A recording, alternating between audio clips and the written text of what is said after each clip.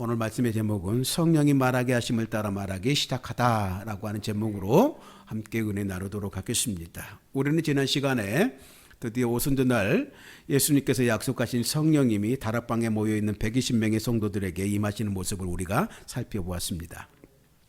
성령님께서 그들에게 임하실 때에 현상들이 나타났는데 여러 현상들이 나타났는데 바람처럼 임하시게 보는 것을 보게 되어집니다. 모든 사람들이 호련히 급하고 강한 바람 같은 영적인 소리를 다 듣게 됐다고 그랬습니다. 그리고 성령님께서는 오늘 성경은 성령 하나님께서 제자들이 기도하는 있던 그 집에 그 소리들이 가득 찼다라고 기록하고 있어요. 동시에 성령 하나님은 불로 임하시는 모습을 보게 됐다고 그랬습니다. 활활 타오르면서도 사라지지 않는 불로 성령님이 거기에 있는 모든 사람들 속에 임했다. 이 불은 사람들을 변화시키는 불이었고 그들에게 능력을 더해 주시는 불이었다라고 했습니다. 그리고 그 불이 거기에 모인 각 사람들 머리 위에 하나씩 다 임했다라고 했습니다. 전인격적으로 그들에게 임했다라고 했습니다. 또 한 가지는 뭐냐면 거기에 있는 모든 이들에게 다 성령 충만함이 임했다라고 했습니다. 다 같이 따라서 할까요? 성령 충만함이 임했다. 2장 4절 상반절에 보게 되면 그들이 다 성령의 충만함을 받고 그랬습니다. 거기에 있는 모든 이들이 이와 같이 성령의 충만함을 받게 되었다. 성령님이 그들 안에 충만하게 나타났다라고 하는 것이죠. 성령의 충만함을 받았다라고 하는 그 의미를 지난 시간에 이렇게 해석을 드렸습니다. 성령님께서 나를 통치하시고 지배하신다라는 뜻으로 우리가 함께 해석을 했습니다. 성령의 지배를 받는다라고 하는 것은 그분께서 생각하신 대로 성령님께서 생각하신 대로 생각하고 성령님께서 말씀하신 대로 말하며 성령님께서 움직이라고 인도하신 대로 따라 살아가는 것, 이것이 바로 성령의 충만의 의미다 이렇게 말씀을 드렸습니다. 성령님이 시키신 대로 말하고 행동하는 것, 성령님이 내게 임하시고 내 안에 충만하면, 즉 나를 통제하시고 언어를 지배하시면 성령님이 시키신 말을 내가 하게 되어지는 것입니다. 오늘 그 무리들이 이 성령의 말하게 하심을 따라 말하는 모습을 보게 되어질 것입니다. 그것이 바로 성령의 임재의 증거죠. 그리고 성령이 충만하다라고 하는 증거를 말해주고 있는 것입니다. 그래서 오늘 본문에는 이렇게 성령의 충만함을 받은 자들의 특징적인 모습들을 보여주고 있어요. 4절에 보게 되면 저희가 다 성령의 충만함을 받게 되자 성령의 말하게 하심을 따라 다른 방언으로 말하기 시작했다 이렇게 기록하고 있죠. 즉 성령의 역사가 여러 가지가 있지만 성령의 충만한 상태에서 성령의 역사하심이 있는데 그 성령의 역사하심이 여러 가지로 나타납니다. 그렇지만 그 첫 번째 이 초대교회 가운데 보여줬던 성령의 충만함의 역사가 어떻게 나타났느냐? 어떻게 나타나고 그랬습니까? 성령의 말하게 하심을 따라 말하기 시작했다라고 하는 것이 그들의 모습으로 나타났다라고 하는 거예요. 성령님께서 말하게 하심을 따라 그들이 말했다라고 하는 것은 무슨 말입니까? 성령님의 생각을 내가 짐작해서 말하지 않았다는 뜻이에요. 즉 성령님의 생각을 내가 자의적으로 해석하지 않았다는 뜻이에요. 즉 이는 성령의 도우심 속에서 따라 그 말씀을 해석했다라고 하는 것입니다. 그러면 성령님께서 이들을 통해 어떻게 말씀하셨는가?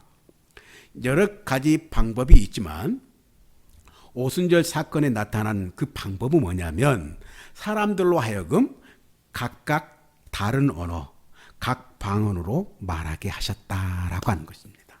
할렐루야. 2절부터 8절까지 우리 함께 읽겠습니다. 그들이 다 성령의 충만함을 받고 성령이 말하게 하심을 따라 다른 언어들로 말하기 시작하니라. 그때에 경건한 유대인들이 천하 각국으로부터 와서 예루살렘에 머물러 있더니 이 소리가 나매 큰 무리가 모여 각각 자기의 방언으로 제자들이 말하는 것을 듣고 소동하여 다 놀라 신기하게 여겨 이르되 보라 이 말하는 사람들이 다 갈릴리 사람들이 아니냐. 우리가 우리 각 사람의 난고 방언으로 듣게 되는 것이 어찌 됨이냐. 성령 받은 사람들은 자기 생각이 아니라 성령의 생각을 말하게 되었는데 듣는 사람들이 태어난 곳의 방언으로 말했다라고 하는 거예요. 듣게 됐다라고 하는 거예요. 놀라운 일이죠. 그리고 그들은 성령의 말하게 하심을 따라 다른 방언으로 말하기 시작했는데 그 말의 내용이 어떤 내용이었냐면 뭐라고 말합니까? 11절 하반절에 하나님의 큰 일을 말하기 시작했다라고 했습니다. 무엇에 대해서 말하고 있는가? 그들이 성령의 말하게 하심을 따라서 말하기 시작했는데 각각 다른 언어, 방언으로 말하기 시작했는데 그 방언의 그 내용이 언어에 말했던 그 내용이 뭐냐면 하나님의 큰 일이다라고 하는 것이죠. 그 큰 일이 뭘까? 뭘 것 같습니까? 예수 그리스도에 관한 것입니다. 할렐루야. 두말할 것 없이 그 아들 예수 그리스도로 말미암은 구원에 관한 이야기일 것입니다. 성령께서 말씀하신 것은 사사로운 개인적인 내용이 아니라 하나님의 나라야. 오직 하나님 나라 가운데 임하여는 놀라운 그 사건들에 대하여 하나님의 큰일에 대해 이야기하고 계시다라고 하는 것이죠. 그 하나님의 큰일이 무엇입니까? 예수 그리스도께서 이 땅 가운데 오셔서 오늘 우리를 위하여 죽으심으로 말미암아 그 구원을 이루셨다라고 하는 그것이 가장 큰일이 아니겠습니까? 하나님 앞에 큰일이 뭐겠습니까? 그 사건뿐이 없잖아요. 십자가의 사건뿐이에요. 그 이야기를 하고 있는 거예요. 그것을 다 각자 다 방언으로 다른 언어로 말하기 시작했다라고 하는 거예요. 하나님이 하시는 일, 하나님이 우리를 위하여 하신 일이 오늘 전 세계 모든 언어로 전해되기 시작했다라고 하는, 선포되기 시작했다라고 하는 거예요. 그리고 성경은 성도들이 각각 자신들이 깨닫는 것, 즉 하나님의 큰 일을 각 나라 말로 전하게 됐을 때에 예루살렘에 살고 있었던 디아스포라 유대인들과 경건한 이방인들이 어떻게 반응했는가라고 하는 것을 보여주고 있어요. 5절부터 8절입니다. 그때의 경건한 유대인들이 각 천하 각국으로부터 와서 예루살렘에 머물러 있더니 이 소리가 나매 큰 무리가 모여서 각각 자기의 방언으로 제자들이 말하는 것을 듣고 소동하여 다 놀라 신기하게 여겨 이르되 보라, 이 말하는 사람들이 다 갈릴리 사람들이 아니냐? 우리 각 사람이 난 곳 방언으로 듣게 되는 것이 어찌 됨이냐? 아마 120명의 제자들이 마가의 다락방에서만 방언을 했던 건 아니었던 것 같습니다. 그 다락방에서만 그 방언을 했다라고 하면 예루살렘에 거주했던 이 디아스포라 유대인들이 듣고 반응했을 리가 만무하잖아요. 그렇죠? 다른 사람들이 이 말에 대해서 반응했을 리가 없다는 것입니다. 그러니까 그 공간 안에서 아니라 그 공간을 뛰쳐나왔다라고 하는 것이죠. 이 상황을 정확히 재현하기는 어렵겠지만 어쨌든 제자들은 밖에 나가서 자신들이 갑자기 구사할 수 있는 게 된 그 언어로 하나님의 큰 일을 전하기 시작했다라고 하는 거예요. 2장 5절에 보면 경건한 유대인이 천하 각국으로부터 와서 예루살렘에 머물러 있더니라고 말하고 있는데 이들 중에는 6월절을 지키려 왔다가 오순절까지 지키려고 하는 장기간 머물고 있는 순례자들이 있었겠지만 대부분은 예루살렘에 머물렀던 디아스포라, 즉 흩어짐이라고 하는 뜻인데 팔레스타인 이외의 지역에 살면서 유대계의 종교 규범과 생활 습관을 유지하는 유대인들을 이끄는 말로서 디아스포라라고 이야기하는데 그 유대인들이 거기에 머물고 있었다라고 하는 것이에요. 그 기간은 정확히 알 수 없지만 그들이 장기 체류자인 것은 분명했다라고 하는 것이죠. 10절에 보면 로마로부터 온 나그네 곧 유대인들도 이 무리 가운데 포함되어 있는 것을 보게 됩니다. 이들이 바로 예루살렘 주민과 구분되는 순례자들이었다라고 하는 것이죠. 그러니까 예루살렘 안에서 지금 원주민들, 그리고 외주 출신의 장기 체류자들, 그리고 단기간 거주하는 순례자들이 섞여 있었던 것이죠. 이에 14절에 베드로가 설교를 시작하는데 유대인과 예루살렘에 사는 모든 사람들아 들으라 이렇게 소개하고 있어요. 그래서 2장 9절에서 11절에 오순절에 예루살렘에 모인 사람들을 어디 출신인지를 상세하게 기록해 놓고 있습니다. 여기는 모두 17개의 명칭이 나오게 되어 있는데 한번 읽어볼까요? 9절부터 11절까지. 우리는 바데인과 메데인과 엘람인과 또 메사보다미아, 유대와 갑바도기아, 본도와 아시아, 부르기아와 밤빌리아, 애국가 및 구레네에 가까운 리비아, 여러 지방에 사는 사람들과 로마로부터 온 나그네 곧 유대인과 유대교에 들어온 사람들과 그레데인과 아라비아인들이라. 우리가 다 우리의 각 언어로 하나님의 큰 일을 말함을 듣는도다 하고 라고 말해요. 어찌 보면 이들은 모두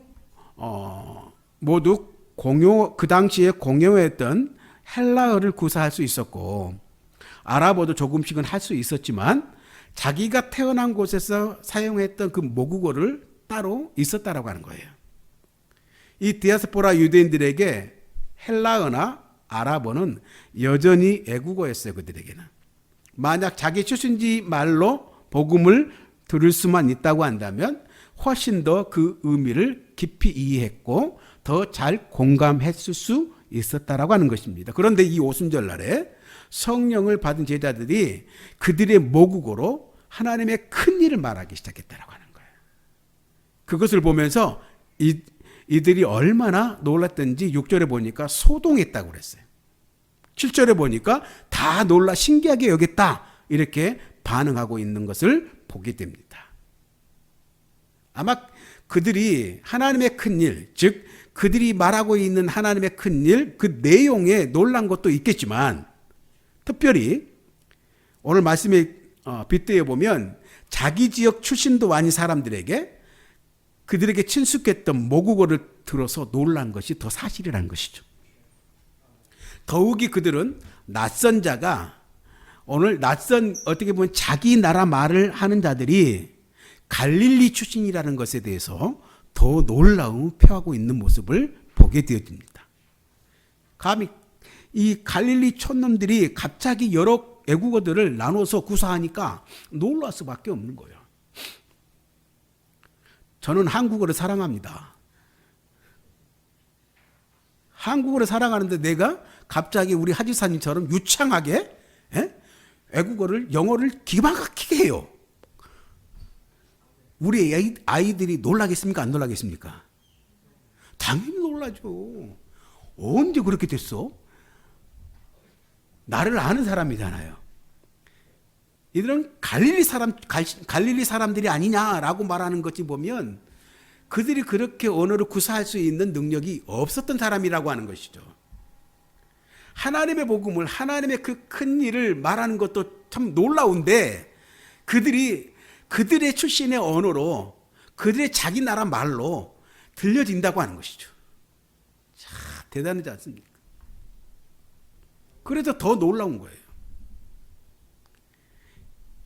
2장 7절 하반절에서 8절 보겠습니다. 다 놀라 신기하게 여겨 이르되 보라 이 말하는 사람들이 다 갈릴리 사람들이 아니야. 우리가 우리 각 사람의 난고 방언으로 듣게 되는 것이 어찌 됨이냐. 참 놀란 거예요. 이게 성령의 역사입니다. 그래서 예루살렘에 살고 있었던 이 디아스포라 유대인들과 경건한 이 이방인들의 이러한 반응과 함께 거기에서 또 다른 반응이 나타나게 됩니다.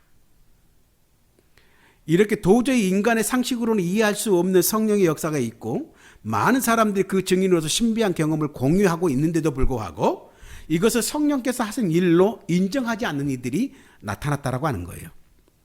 12절과 13절에 두 가지의 반응을 보이고 있는데 같이 읽겠습니다. 다 놀라며 당황하여 서로 이르되 이 어찌된 일이냐 하며 또 어떤 이들은 조롱하여 이르되 그들이 세술에 취하였다 하더라.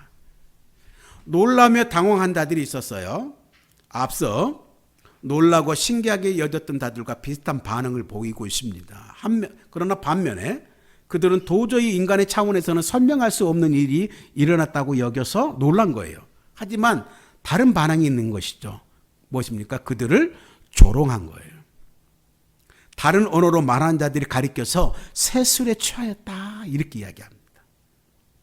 이때 베드로가 다음과 같이 그 일에 대하여 이렇게 말하고 있습니다. 때가 제3시니 대낮부터 술 취한 사람이 어디 있느냐. 그것은 술 취한 것이 아니다. 이렇게 말하고 있는 것이죠. 14절 15절.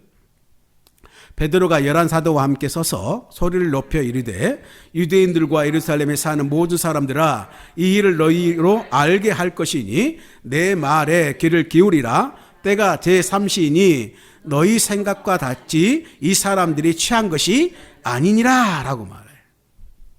그러면서 베드로는 이것은 사람의 사건이 아니라 하나님의 사건이며 이것은 위장되고 조작된 사건이 아니라 구약의 요엘서에 이미 예언했던 하나님의 말씀이 응답되어진 것이다 라고 말해요. 16절입니다. 이는 곧 선지자 요엘을 통하여 말씀하신 것이니 일러스되 17절 18절 있습니다. 하나님이 말씀하시기를 말세에 내가 내 영을 모든 육체에 부어주리니 너희의 자녀들은 예언할 것이고 너희의 젊은이들은 환상을 보게 될 것이며 너희는 늙은이들은 꿈을 꾸리라. 그때 내가 내 영을 내 남종과 여종에게 부어주리니 그들이 예언할 것이요. 이 17절과 18절의 말씀은 말씀드린 대로 선지자 요엘이 하나님의 말씀을 받아서 예언한 것으로서 오늘 베드로가 이 요엘서를 인용한 것입니다. 그 인용한 말씀이 요엘서 2장 28절에서 30절 상반절인데 다시 한번 읽어볼까요? 그 후에 내가 내 영을 만민에게 부어주리니 너희 자녀들이 장래의 일을 말할 것이며 너희 늙은이는 꿈을 꾸며 너희 젊은이는 이 상을 볼 것이며 이때에 내가 또 내 영 남종과 여종에게 부어줄 것이며 내가 이적을 하늘과 땅에 베풀리니. 예. 그렇습니다. 이 성령의 사건은, 오순절 사건은 베드로 자신이 주장한 사건도 아니고 제자들이 위인적으로 만들어낸 사건도 아니에요. 뭐라고 말합니까? 그것은 구약의 성경의 엘리서에 예언된, 오늘 엘리서가 아니라 요엘서에서 예언된 그 사건이 성취된 것이다. 하나님의 말씀이 성취된 사건이다. 이렇게 이야기를 합니다. 내 영을 만민에게 부어주리라고 하신 하나님의 예언이 이 오순절 성령 강림 사건으로 성취되어진 것이다 라고 말하고 있는 것입니다. 구약시대는요, 성령의 임재가 기능과 직무로 제한되었었어요. 즉 제사장을 맡거나 선지자가 되거나 왕이 되었을 때 주시는 어떤 일시적으로 한정된 임재였어요. 성령의 강림이. 근데 지금 신약시대에처럼 늘 함께 하시는 성령으로 허락되지는 않았다는 이야기죠. 근데 그것이 허락된 사건이 오늘 오순절 성령 강림 사건이에요. 이 성령 강림이라고 하는 역사적인 사건이 뭡니까? 하나님께서 오늘 신약시대를 열게 하셨다는 것이죠. 교회 시대를 열게 하셨어요. 하나님께서 이 오순절 성령 강림 사건을 통해서 오늘 우리 교회에게 주시는 메시지가 두 가지가 있습니다. 이 메시지를 말씀을 드리면서 좀 설교를 우리가 갈무리하게 될 것인데, 이 오순절의 강림 사건 그리고 그 사건을 바라봤던 그 함께 있었던 그들의 어떤 반응들을 보면서 우리는 이런 하나님의 메시지를 듣게 됩니다. 두 가지입니다. 첫째는 뭐냐면, 사도행전 첫 시간에 말씀드렸는데, 이는 뭐냐면 장벽을 허물길 원하시고 계시다. 경계를 뛰어넘길 원하시고 계세요. 누구를 향하여? 교회를 향하여서. 교회는 사회적인 여타 장벽을 깨트리고 넘어서는 공동체일 때 세상 앞에서 그 정체성이 뚜렷해진다고 그랬습니다. 첫 시간에 좀 기억해야 됩니다. 교회와 세상 간의 장벽이나 세상에 존재하는 다양한 차별과 어떠한 배제와 혐오와 부당한 특권과 그리고 불공정한 담들을 깨뜨리는 것이 교회의 역할이라고 하는 것이죠. 교회가 세상으로부터 깨뜨리는 것이 외면당하는 것이 단지 세상과 너무 달라서가 아니라는 생각이죠. 왜 외면당하느냐? 그 세상과 너무 닮아서. 세상보다 더 강고한 담장과 경계를 쌓아서 우리끼리만의 문화를 또한 추구하기 때문에, 세상을 어떻게 보면 눌리려고 하기 때문에 이와 같은 일들이 벌어지게 된다라고 하는 거예요. 그러므로 오늘 이 오순절 성령 강림 사건은 서로 간에 어떠한 언어가 소통이 되어지는 그런 사건인 것입니다. 무슨 말이겠습니까? 말씀 이해하십니까? 전혀 이때까지 소통이 되지 않았던 그들에게 방언이라고 하는 다른 언어를 성령의 강림 사건을 통해서 성령의 충만함을 통해서 성령의 말하가심을 따라서 각각 방으로 말할 때에 그들이 알아들었다라고 하는 거예요. 이 소통이 됐다라고 하는 거예요. 이 소통의 사건은 또한 세상의 그리스도인처럼 성육적인 삶을 살아가야 된다라고 하는 것을 말씀하고 있는 것입니다. 이해를 돕자면 예수님께서 하늘에 계셨던 분인데 오늘 예수님께서 이 땅에 오셔서 인간의 언어를 구사하시기 위해 육신의 옷을 입고 오셨듯이 오늘 우리도 뭡니까? 지역적으로, 언어적으로, 문화적 경계를 넘어서 세상이 만들어 놓은 온갖 차별과 특권의 장벽을 허물 수 있는 능력을 가져야 한다라고 하는 말씀을 하고 계시는 거예요. 하늘에 계신 분이 이 땅 가운데 옷을 입으시고 인간의 옷을 입으시고 인간의 말을 하고 있는 것이죠. 그처럼 오늘 이 성령의 강림 사건은 뭐냐면 즉 하늘의 그 담을 여신 하나님께 예수님께서 오늘 인간의 그 담을 열어 제치라고 말씀하고 계시는 거예요. 교회가 그 장벽을 그 경거를 뛰어넘으라고 말하고 있는 거예요. 이는 인간의 노력으로 되는 것이 아니라 성령의 충만함으로 말미암아 성령의 말하계시 하심으로 통해서 그것이 관계가 허물어지고 뛰어넘을 수 있게 되어진다라고 하는 것을 말하고 있는 것입니다. 오늘 갈릴리 사람들에게 그들이 원래 갖고 있지 않았던 다른 방언을 구사할 은사를 주신 것 자체가 오늘 장벽을 깨는 일이었어요. 예루살렘의 지식증이 아니라 갈릴리 촌뜨기들을 통해서 성령께서 일하셨다라고 하는 그 자체가 그 당시에는 혁명적인 사건인 것입니다. 오늘 우리에게 예수님은 그렇게 말씀하신 거예요. 성육신적인 삶을 살아가기를 원하고 계시는 거예요. 예수님이 이 땅 가운데 오셔서 인간의 언어를 구사하듯이 오늘 우리에게도 서로의 그 소통이 되어지기를 원하고 계시는 것입니다. 이와 반면에 또 다른 교훈이 뭐냐면 이 오순절 성령 강림 사건은 지난날에 있었던 바벨탑의 저주를 전복시킨 사건임을 우리에게 알려주고 있어요. 바벨탑 사건. 그 의미가 무엇입니까?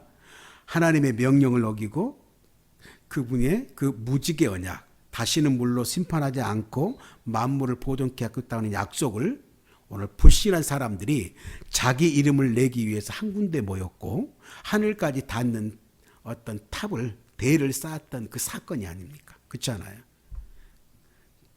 그의 결국은 그의 목적은 뭐냐면 하나님과 동등해지려고 하는 그 인간의 욕망과 다시 홍수로 심판하시더라도 눈 뜨고 당하지 않겠다라고 하는 의지가 결합된 것이 이 바벨탑 건축의 본질이에요. 그런 바벨의 사람들에게 향한 하나님의 심판이 무엇이었습니까? 그들이 의기투합하고 단결할 수 있게 해준 가장 큰 도구가 그 당시에 뭐였습니까? 언어였습니다. 그 언어를 혼자 파괴하셔서 소통이 불가하게 그 불가한 집단으로 만들어 버리신 겁니다. 언어 파괴는 소통 불가를 가져왔고 그것은 다시 관계를 파괴한 것으로 이어진 것입니다. 우리도 마찬가지입니다. 소통이 안 되면 그 관계가 단절될 수밖에 없어요. 말이 안 통하면 같은 언어를 사용하고 있는데도 말이 안 통해. 부부간에 더욱이 그렇죠. 또한 세대 간에 그 간극이 그렇죠. 그럴 수밖에 없는 거예요. 우리는 보이는 바벨을 지금 보고 있는 거예요.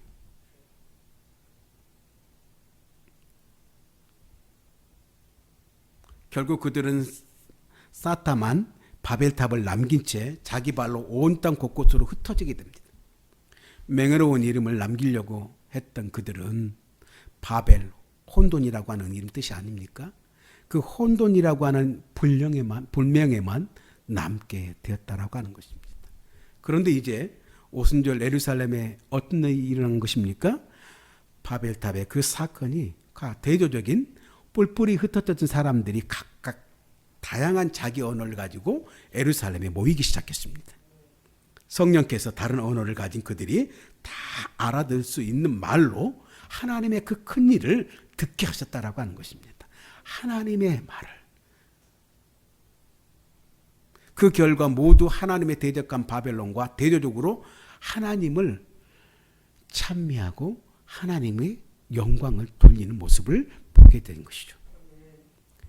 바벨탑은 사람들이 하늘로 올라가려고 했지만 오순절에는 하늘이 땅으로 하나님의 영으로 보내주셨어요. 바벨탑에서는 언어를 혼잡게 하시다 놀랐지만 이제는 자기 나라 말로 듣게 되자 놀라게. 바벨탑 사건은 다양한 언어를 통해서 사람들을 흩어지게 했습니다. 그렇지만 오늘 성령의 방언 사건은 다양한 언어를 가진 열방을 모아서 한 백성이 되게 하셨다라고 하는 거예요. 물론 성령님께서 오늘날에도 이와 똑같은 은사를 자주 반복적으로 집단적으로 주시는 것은 아닙니다. 이는 초대교회 공동체에 주신 독특한 사건이라고 볼 수 있습니다. 예루살렘에 모인 15개 나라 그리고 17개의 출신의 그 명칭의 사람들에게 성령께서 복음을 알아듣도록 전하게 하신 것입니다. 그래서 이를 통해서 사도행전 1장 8절의 그 약속을 시작하신 거예요.